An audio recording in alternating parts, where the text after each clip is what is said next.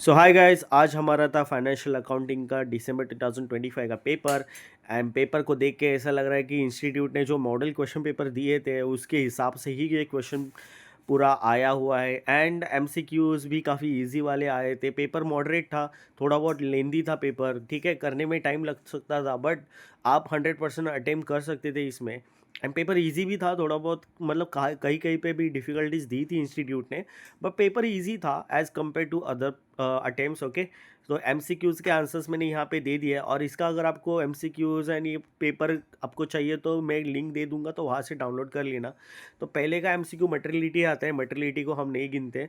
Then उसके बाद cash book, then यहाँ पे triple debit side of triple column cash book, तो ये तो debit of discount allowed account का ही एक होता है, ठीक है। देन उसके बाद यहाँ पे हमने normal provision for doubtful debts का एक क्वेश्चन था, इसका आंसर बी ही होगा, मैंने कैलकुलेशन करके रखा है। आपका भी सेम ही होगा। इसका 2,40,000 रुपीज़ है, इसका 3,60,000। एंड ये जो क्वेश्चन है ना, ये वाला, ठीक है, 8 वाला क्वेश्चन, सॉरी 7 वाला क्वेश्चन, इसमें मेरे को थोड़ा डाउटफुल लग रहा है, तो आप अपने हिसाब से देखिए ये बराबर किया है कि नहीं किया है, ठीक है। देन इसमें 1,25,000 अमाउंट रिमिटेंस होगा, एंड यहाँ पे 17, 1, 11, 12 ये अपना रेशो हो जाएगा। यहाँ पे 92,50,000 इसका ये आएगा, ठीक है। गुडविल का एवरेज प्रॉफिट जो भी है गुडविल, वो आएगा। ये कैलकुलेशन मैंने फटाफट से किए हैं, इसकी वजह से थोड़ा बहुत गलत भी हो सकता है, तो आप उसके हिसाब से देखिए।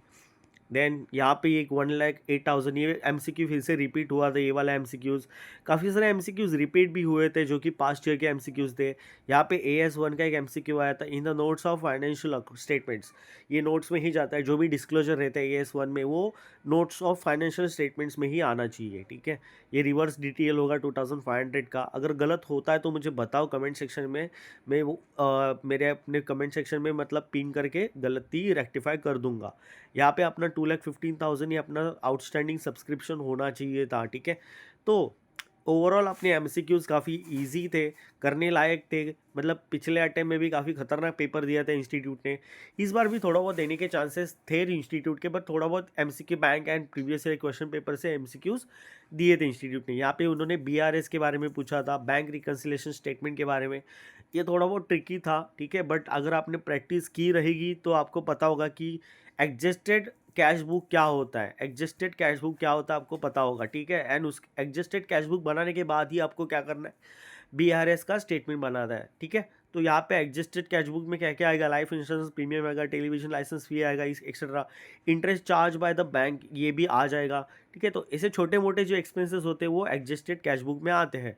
एंड इंस्टीट्यूट ने आई गेस दिसंबर 2024 में भी ऐसा ही क्वेश्चन डाला था, कैपिटल और रिवेन्यू एक्सपेंडिचर का। मैंने अपने वीडियो में भी बोला था कि इंस्टीट्यूट ये डालता है, करके जाना। तो आई होप अगर आपने किया होगा तो अच्छी बात है, ये करके ही जाना था आपको, कि भाई इसका क्लासिफिकेशन करना होता है कि क्या कैपिटल एक्सपेंडिचर होता है एंड क्या रिवेन्यू एक्सपेंडिचर होता है, ठीक है। And oh my my my, यहाँ पे सरप्राइजिंगली हमको जॉइंट वेंचर का आखिरकार क्वेश्चन देखने को मिला दिसंबर 2023 से। मतलब अभी तक जॉइंट वेंचर का एक भी क्वेश्चन नहीं था। मुझे लोग पूछते थे कि जॉइंट वेंचर करके जाए करके जाए, मैं उनको तभी भी बोलता था करके जाओ करके जाओ करके जाओ, पता नहीं किसी भी अटेम्प्ट में भी आ सकता है। एंड इस अटेम्प्ट में जॉइंट वेंचर का क्वेश्चन आ ही गया। आई गेस ये बुक का क्वेश्चन है, ठीक है। मेरे को बताना ये जॉइंट वेंचर का क्वेश्चन मतलब किसका है, ठीक है। बुक का ही क्वेश्चन देते मोस्टली अगर नया होगा तो। एंड लीज का क्वेश्चन भी इंस्टीट्यूट ने यहाँ पे इंट्रोड्यूस कर लिया। देखो हायर परचेस का मोस्टली इंट्रोड्यूस करता है, बट इन्होंने लीज का क्वेश्चन दे दिया, जो कि अच्छी बात है, ठीक है। लीज का क्वेश्चन काफ़ी वक्त से नहीं आया था AS19 का, तो वो लीज का क्वेश्चन यहाँ पे आ गया। एंड यहाँ पे पेपर पैटर्न में चेंजेस, पेपर पैटर्न में बहुत ज़्यादा चेंजेस किए हैं। जैसे कि इनकम्प्लीट रिकॉर्ड्स का पूरा 14 मार्क्स का क्वेश्चन आता था, अभी इंस्टीट्यूट ने क्या किया है, NPO 7 मार्क्स का दिया है। ये भी इजी वाला NPO का क्वेश्चन था, 7 आउट ऑफ 7 आपको मिलने ही चाहिए। आखिरकार आखिरकार देखा जाए तो ये 14 मार्क्स का क्वेश्चन है, बट इंस्टीट्यूट ने 7 मार्क्स में दिया है, तो थोड़ा बहुत 10 मार्क का भी दे देते इंस्टीट्यूट तो अच्छा रहता। एंड यहाँ पे आपको फाइनल अकाउंट्स इंट्रोड्यूस किया, फाइनल अकाउंट का भी क्वेश्चन यहाँ पे इन्होंने इंट्रोड्यूस किया। वो भी मुझे अच्छा लगा देख के कि भाई आखिरकार फाइनल अकाउंट आ ही गया। इसमें इनकम्प्लीट रिकॉर्ड्स है, फिर भी फाइनल अकाउंट की तरह ही लगता है वो। एंड यहाँ पे पार्टनरशिप का क्वेश्चन था, ठीक है। ये यहाँ पे एडमिशन ऑफ पार्टनर्स का आया था क्वेश्चन, ठीक है। रिटायरमेंट नहीं तो पार्टनरशिप नेट और डिसोल्यूशन, इन तीनों में से कुछ ना कुछ आता ही रहता है। तो जिनको लगा होगा कि इन्होंने पार्टनरशिप किया रहेगा। यहाँ पे इंस्टीट्यूट ने ब्रांच अकाउंट छोटा दिया था। काफ़ी लोग करते क्या है मालूम है क्या, ब्रांच अकाउंट करके ही नहीं जाते। ठीक है, ब्रांच अकाउंट इतना बड़ा है, क्या है वो है, इसकी वजह से ब्रांच अकाउंट करके नहीं जाते।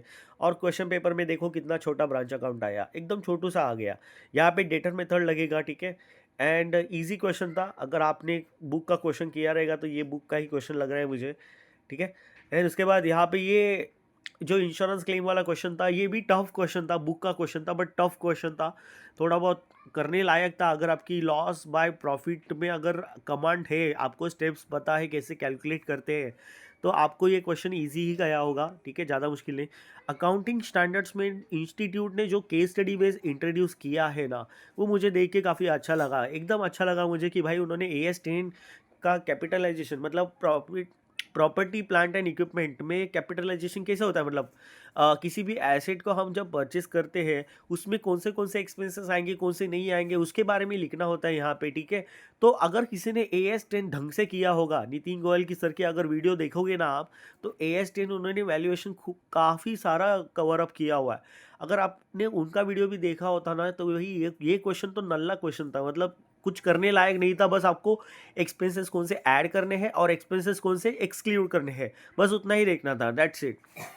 देन उसके बाद यहाँ पे PPE का दूसरा एक क्वेश्चन था, इजी क्वेश्चन था, मतलब दोनों के दोनों क्वेश्चंस, मतलब दोनों के दोनों क्वेश्चंस को 3.5 ऐसे मार्क्स देंगे इंस्टीट्यूट, बट ये भी वाला इजी क्वेश्चन था।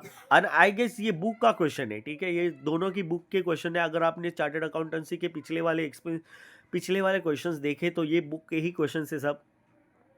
बोरोविंग कॉस्ट ने इधर काफ़ी अच्छे से एंट्री ली है, उसके साथ फॉरेन एक्सचेंज ने भी एंट्री ली है, मतलब यहाँ पे US डॉलर में देने के बाद उन्होंने थोड़ा बहुत फॉरेन लॉस का भी इधर मतलब कॉन्सेप्ट पूछा हुआ था। एंड बोरोविंग कॉस्ट का इन्होंने काफ़ी अच्छे से यहाँ पे मतलब कॉन्सेप्ट पूछा है, ठीक है।